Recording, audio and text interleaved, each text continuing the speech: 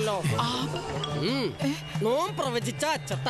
നടൻ വിജയ് CM ആയപ്പോ ഞാൻ തീരുമാനിച്ചു അടുത്തൊരു 15 വർഷത്തിലേക്ക് CM ആവാം എന്നുള്ളൊരു തീരുമാനം എടുത്തിരിക്കുകയാണ് എന്നെ അജു വിളിച്ചു പറഞ്ഞത്. സംഭവമുണ്ട്, എനിക്കിനി തൂറാനുള്ള സമയം കിട്ടുമോ എന്തോ. നീ ആദ്യം CM ആവണ്ട, അതിനു മുന്നേ ഇതൊക്കെ പറഞ്ഞതല്ലേ. എനിക്കറിയില്ല. നീ CM ആവണ്ട, അതിനു മുന്നേ അതിന്റെ ഒരു ബേബി സ്റ്റെപ്പ് എന്നുള്ള രീതിയിൽ ആദ്യം അമ്മയുടെ പ്രസിഡന്റ് ആവാം. നമുക്ക്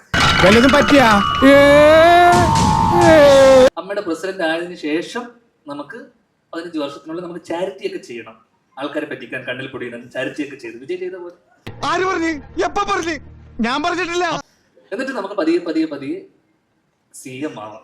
ആദ്യം അമ്മയുടെ പ്രസിഡന്റ് ആയതിനു ശേഷം CM ആവാം. ഈ പവർ ഗ്രൂപ്പ് എന്ന് പറഞ്ഞാൽ ദിലീപേട്ടൻ നിങ്ങളല്ല, അത് അജു വർഗീസ് ആണ്.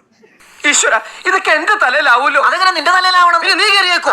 ഞാനാക്കണ, അതിന്റെ ഒരു കുറവ് മാത്രമേ ഉള്ളൂ. റോണിച്ചേട്ടൻ ഇപ്പോഴും ഒരു S എന്നുള്ള ഒരു ഷർട്ട് ഇട്ടിട്ടാണ് വന്നത്. സൂപ്പർമാൻ അല്ല, അത് ശ്വേത ചേച്ചിയാണ്. ശ്വേത ചേച്ചി അത് ശരി. ഇപ്പോഴും എക്സിക്യൂട്ടീവ് കമ്മിറ്റിയിൽ ഇത്രയും സ്ട്രോങ് ആയിട്ട് നിൽക്കുന്ന ഒരാള് ശ്വേത ചേച്ചിക്ക് ഇത്രയും സപ്പോർട്ട് കാണിച്ചുകൊണ്ട് ഇവിടെ വരും. വെറുതെ അതും ഇതൊന്നും പറയണ്ട കേട്ടോ, ആളുകൾ കേട്ടാ നേരാന്ന് വിചാരിക്കുന്നില്ലടാ. അതിനിടയിൽ എന്റെ അമ്മ എന്നോട് പറഞ്ഞു, മോനെ നീ അമ്മയുടെ പ്രസിഡന്റ് ആവാൻ പോകുവാണെന്ന് കേട്ടു. എന്നിട്ട് മോനെ അത് ഒരിക്കലും പാടില്ല. നമ്മൾ സ്ട്രെയിറ്റ് ഫോർവേഡ് ആയിട്ടുള്ള ആൾക്കാർക്ക് പറ്റില്ല. നമ്മൾ ചില കാര്യങ്ങൾ കണ്ണടക്കേണ്ടി വരും. എനിക്കത് മനസ്സിലായില്ല. പക്ഷെ CM ആയി എവിടെയും ഒതുങ്ങിക്കൂടാനെന്ന് ആഗ്രഹിച്ച എന്നെ അമ്മയുടെ പ്രസിഡന്റ് ആക്കി തീരൂ എന്നടങ്ങിയ വാശിയുള്ള എന്റെ മെന്ററിനെ